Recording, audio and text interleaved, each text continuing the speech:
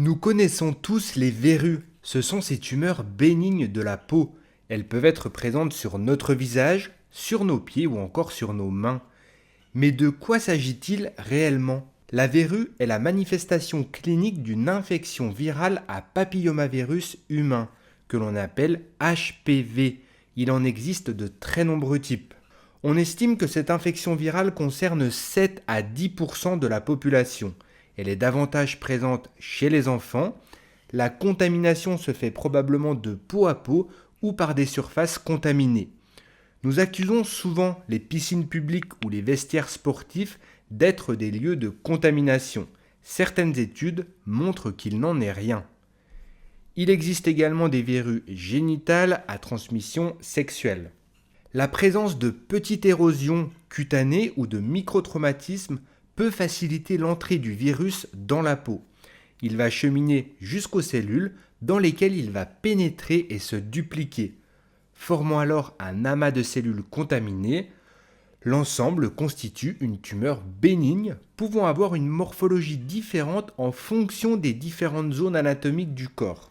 L'autocontamination est alors possible, ce qui explique parfois la présence de plusieurs verrues à proximité les unes des autres.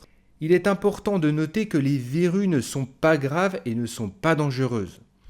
L'infection par le HPV induit une réponse immunitaire efficace car la plupart du temps, il y a une disparition spontanée de la verrue en quelques mois à 2 ans. Mais que faire lorsque les verrues deviennent gênantes, que ce soit dans le contact du pied avec le sol, par exemple, ou de façon esthétique sur les mains ou le visage?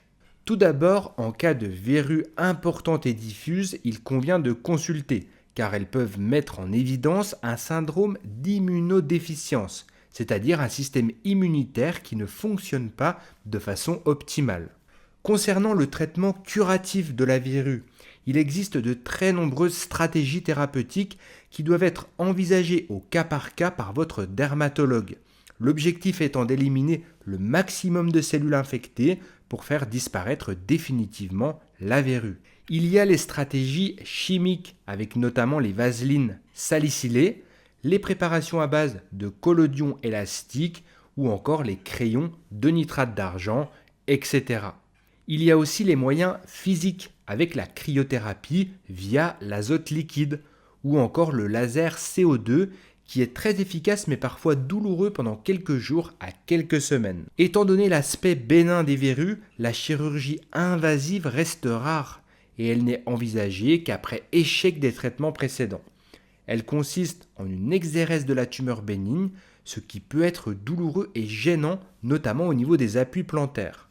Selon certains travaux, le tabac serait un facteur de récidive des verrues.